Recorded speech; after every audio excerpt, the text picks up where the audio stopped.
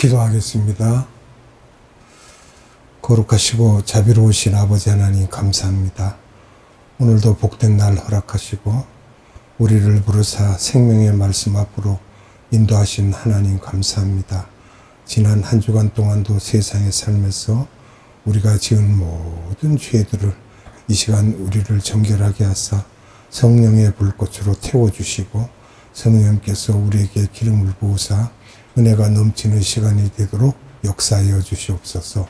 오직 하나님의 말씀만 살아 역사하시며 하나님의 말씀만이 높임을 받는 귀한 시간이 되게 하옵소서.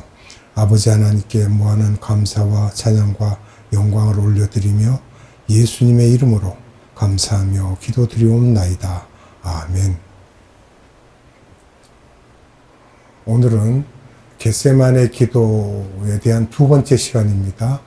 요한복음 18장 1절에서 2절의 말씀인데요.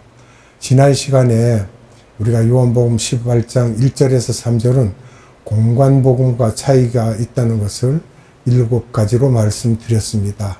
그러면서 왜 요한복음에는 겟세마네 기도 장면이 없는 이유에 대한 이야기를 드렸는데, 요한복음 예수님의 신성을 강조한 복음서이므로 요한복음은요, 예수님의 인성 부분이 들어가면 독자들에게 혼선을 줄 수 있으므로 배제하였다고 말씀드렸습니다. 그러면 이번 시간에는 공관복음에서 다루고 있는 겟세마네 기도 장면에 대해 말씀을 드리도록 하겠습니다.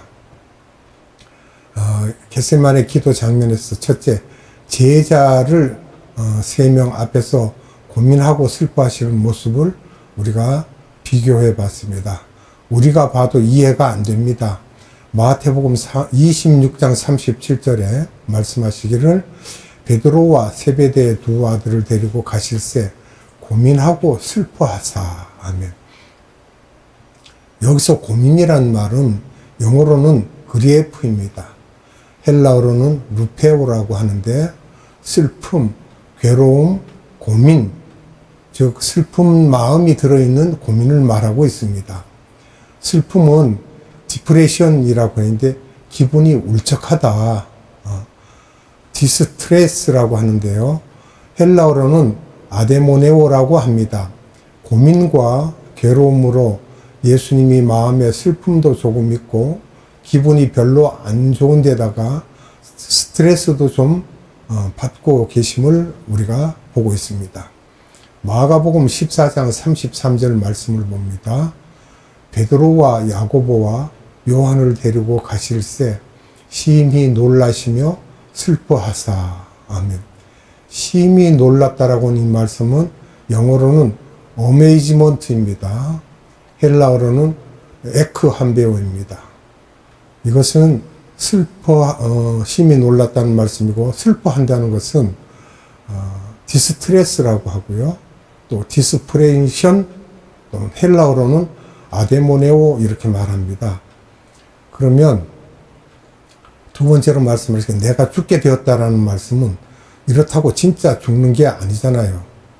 예수님이 제자들에게 대단히 마음이 편치 않다는 표현을 이렇게 죽게 되었다는 것으로 표현하신 것 같습니다. 사람이 어렵고 답답하면 나 곧 죽겠네 이런 말 하죠. 두 가지로 해석할 수가 있는데, 십자가의 죽음 또는 아주 괴롭다는 표현을 강하게 하신 것인지 또 우리가 그렇게도 생각을 해봐야 되겠습니다. 여기서도 죽게 되었다는 말씀 중에 우리가 한 두 가지로 나눠서 말씀을 보면요. 첫째는 예수님께서 이런 나약한 표현을 제자들에게 왜 하셨을까? 인간적으로 3년 동안 공생애를 하시면서 내가 완전히 신성을 포기하셨다고 하십니다.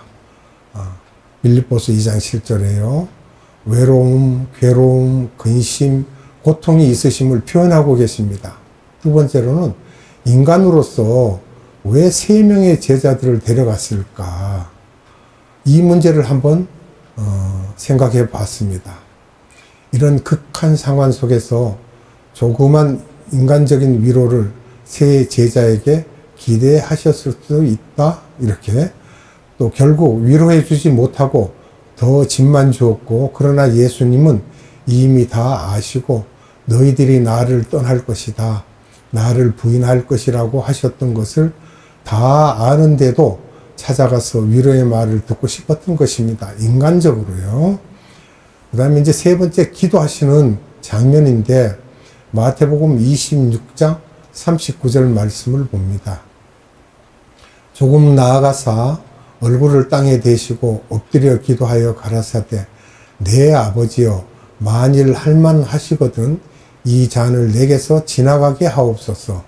그러나 나의 원대로 마옵시고 아버지의 원대로 하옵소서 하시고. 아멘. 돌 던질 만한 거리라고 누가복음 22장 41절에 말씀하시고, 나가서 얼굴을 땅에 대시고 엎드려 기도하시는 장면입니다. 그러나 17장 1절에서는 하늘을 우러러보고 기도하셨다고 했는데, 여기서는 완전히 반대로 표현이 되어 있습니다.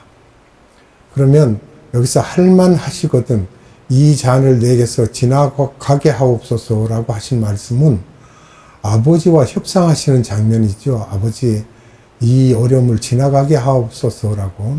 그러니까 패스해달라는 거예요. 헬라어로는 파레르코마이라고 하는데, 우회하다, 이렇게 돌려서 말하는 거죠. 우회하다. 공사 현장에서 보면 길을 막고 우회하도록 하는 것처럼 해달라는 것인데, 이 말은 예수님이 십자가에서 죽기는 죽으셔야 하는데, 십자가에서 피를 흘리는 것은 예수님은 분명히 아는데, 겟세마네 기도에서 시작해서 죽기 직전까지의 과정은 목적은 같지만 우회하는 것이며, 이것이 굉장히 중요한 개념입니다.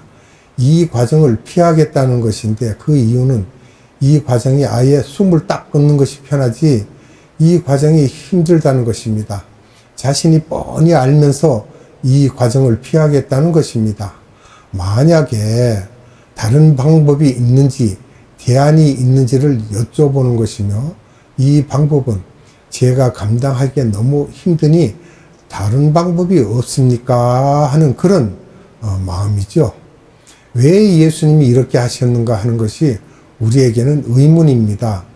예수님이 십자가에 이렇게 피 흘려 죽으실 것을 알고 있지만, 겟세마네 기도가 끝나고 십자가에 죽으실 때까지의 과정을 거치지 않고 우회해서 갈 수는 없는가 하는 것입니다. 그리고 여기서 잔으로 나오는 거죠. 이 잔이라는 것은 겟세마네로부터 예수님이 피 흘리시고 숨을 거두시기까지의 과정을 가리키고 있습니다. 이 잔을 내게서 피할 수 있게 해달라는 것은 아버지가 볼 때 절대로 이 잔을, 또 이 과정을 피할 수가 없다는 것입니다. 이유가 있죠. 이유는 이 과정이 있어야만 되고, 이것은 삼위 하나님이 창세기 3장 15절을 통하여 이미 결정하셨고, 이것을 위하여 아들을 보내어 구약에서 여호와의 이름으로 이 과정을 겪게 될 것을 BC 천년경에 다윗에게 시편 22편을 통해 말씀하셨고, 이사야를 통해서 BC 700년이죠. 이사야서 53장에서 이 과정에 대해서 꼭 필요함을 여호와이신 예수님이 직접 말씀하시고는 이제 와서 완전히 인간이 되어 오셔서 이 과정을 하지 않으려고 하는 것으로 아이러니한 장면입니다. 왜냐 그러면 인간인지라 사람인지라 이 험난한 것을 생각을 하니까 끔찍하지요. 성서에서 이 과정을 잔으로, 즉 컵으로, 잔으로 여러 가지로 표현합니다. 첫째, 잔에 대해서 말씀을 드려보면요, 분노의 잔이 나옵니다. 이사야서 51장 17절에 이사야서 51장 17절 말씀을 봅니다. 여호와의 손에서 그의 분노의 잔을 마신 예루살렘이여, 깰지어다 깰지어다 일어설지어다, 내가 이미 비틀걸음치게 하는 큰 잔을 마셔 다 비웠도다. 아멘. 두 번째는 진노의 잔이라는 말씀이 있는데, 예레미야 25장 15절과 계시록 14장 10절의 말씀을 봅니다. 예레미야 25장 15절, 이스라엘의 하나님 여호와께서 이같이 내게 이르시되, 너는 내 손에서 이 진노의 잔을 받아 가지고 내가 너를 보내는 바 그 모든 나라로 마시게 하라. 아멘. 계시록 14장 10절입니다. 그도 하나님의 진노의 포도주를 마시리니 그 진노의 잔에 섞인 것이 없이 부은 포도주라. 거룩한 천사들 앞과 어린 양 앞에서 불과 유황으로 고난을 받으리니. 아멘.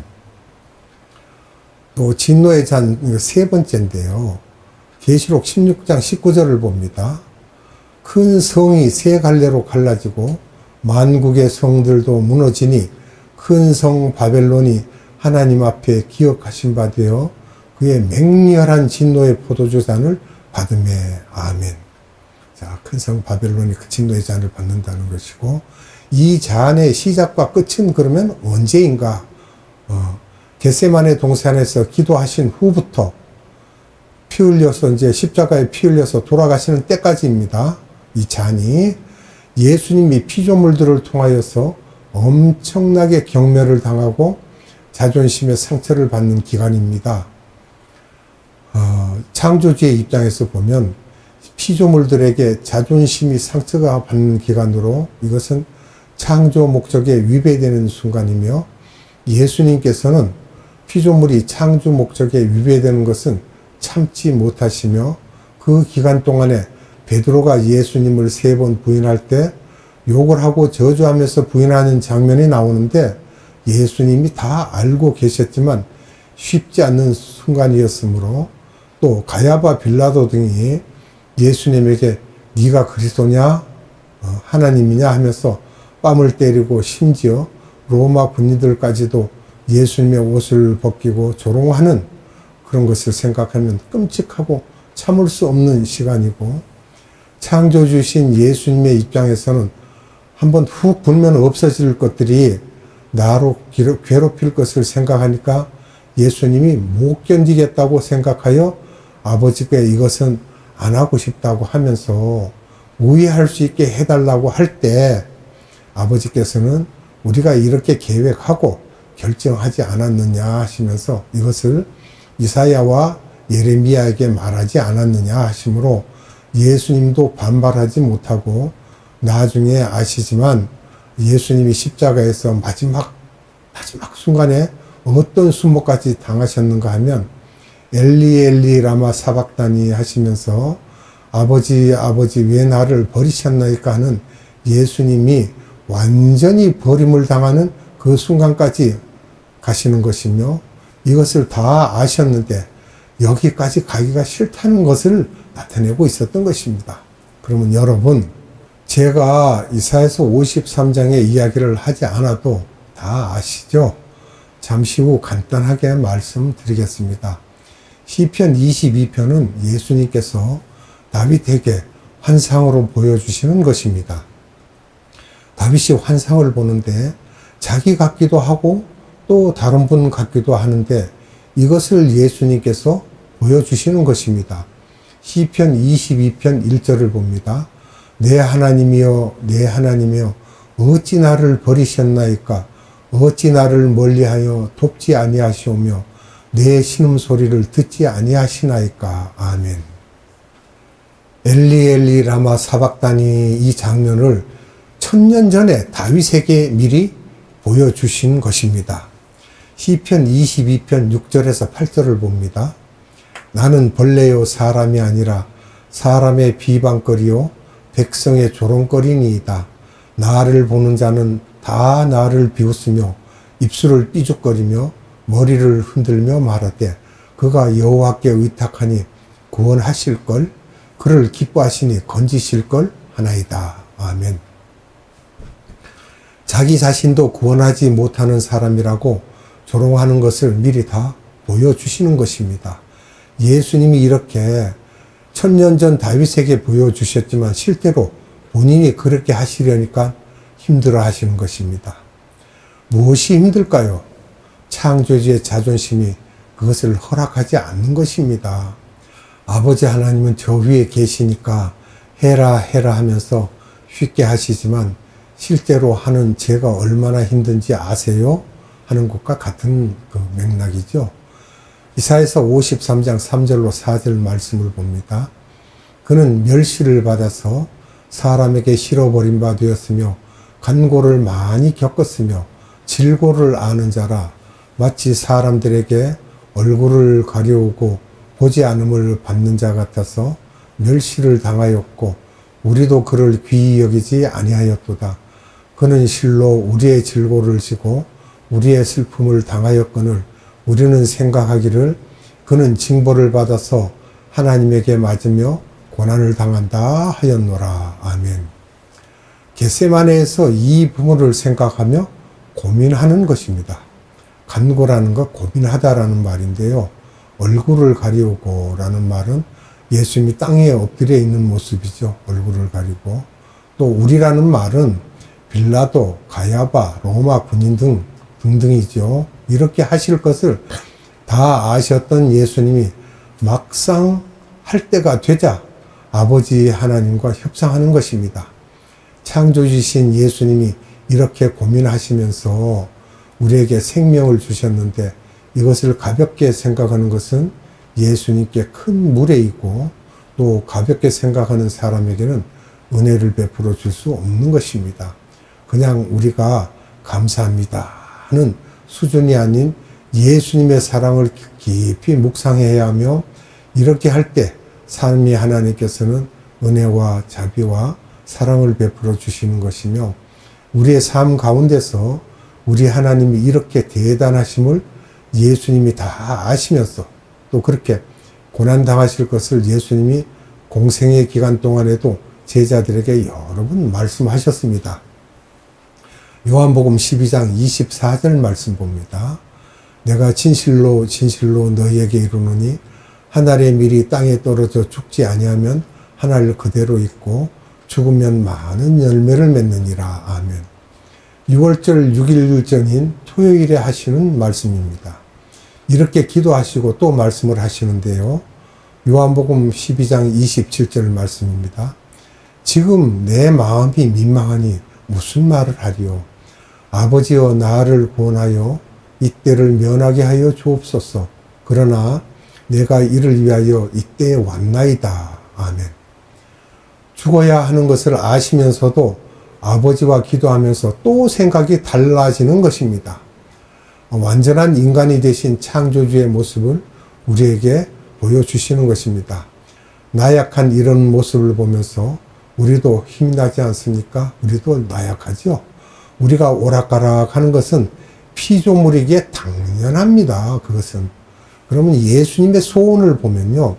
이 잔을 내게서 우회시켜 주십시오 하는 것이며 그러나 예수님께서는 이것이 아버지의 뜻이 아니라면 아버지의 뜻대로 또 하시라고 말씀을 합니다. 그러면 아버지의 소원은 무엇인가 우리가 질문할 수 있죠. 이사야서 53장 5절입니다. 그가 찔림은 우리의 허물을 인하며 그가 상함은 우리의 죄악을 인함이라. 그가 징계를 받음으로 우리가 평화를 누리고 그가 채찍에 맞음으로 우리가 나음을 입었도다. 아멘. 이 말씀은 잔의 과정이죠. 겟세마네 기도부터 숨이 끊어지는 순간까지 잔의 과정이며 끝나는 것은 숨을 거두실 때입니다. 여기서 찔림이라는 말씀이 나오는데요. 손발에 십자가에서 못 박히는 사건이고 우리의 원죄를 위해서 찔려야 한다는 것입니다. 찌르면 찔려야 한다는 것이고 여기서 상함이라는 것은 창에 옆구리를 찔리심으로 피 흘려 우리의 좌범죄와 쓴뿌리를 제거하여 성화시켜 주기 위해서 상한 것이며 그가 징계를 받는다는 것은 왜 나를 버리셨나이까 하는 장면을 예수님이 경험하도록 하십니다. 엘리 엘리 라마 사박다니 하고요. 아사셀 염소가 되어서 이 세상의 모든 죄를 다 짊어지는 순간입니다. 법적으로 해결을 하시는 것이죠. 그리고 여기서 또 채찍이 나옵니다. 우리가 힐링이 되는데 우리의 육과 혼과 영의 병이 다 낫게 됨을 말하고 있습니다. 그러면 예수님이 이 잔을 받아야 하는 이유는 뭔가? 우리가 전인적 구원을 받기 위한 것입니다. 전인적 구원이란 그냥 영원히 구원받는 것뿐만이 아닌 원죄, 자범죄를 구원받아 성화되고 법적으로 하나님의 자녀가 되고 병들은 육과 혼과 영이 온전히 성화되도록 하기 위해 예수님은 이 잔을 받으셔야 하는 것이었습니다. 단번에 십자가에 달려 죽으신 것이 아니죠.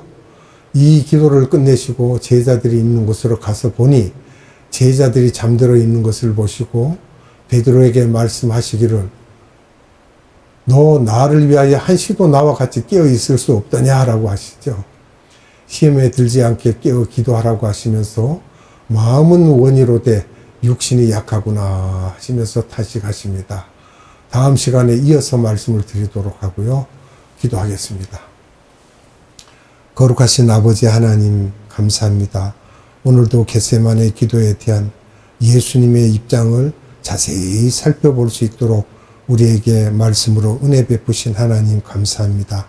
우리가 이렇게 살펴보지 아니하면 예수님의 그 사건들을 은혜롭게 생각할 수가 없음에 이 사건들을 자세히 우리가 살펴보고 어찌하여서 예수님이 그 크나큰 고난을 당하셨는지 우리가 마음에 새길 수 있도록 생명의 말씀을 주신 아버지 하나님께 감사와 찬양과 영광을 올려드립니다. 오늘도 생명의 말씀을 주신 하나님께 감사드리며 우리 구주 예수 그리스도의 이름으로 감사하며 기도드리옵나이다. 아멘. 축도로 예배를 마칩니다. 지금은 우리 구주 예수 그리스도의 한량없는 은혜와 하나님의 극진하신 사랑하심과 성령님의 감화, 감동, 교통, 역사하심이 오늘 예배를 드린 모든 자들의 머리 위에와 이 나라의 많은 교회들 위에와 이 나라의 많은 선교회들 위에와 에바다 국제 선교회 위에 지금으로부터 영원토록 함께 하시기를 예수님의 이름으로 축원하옵나이다. 아멘.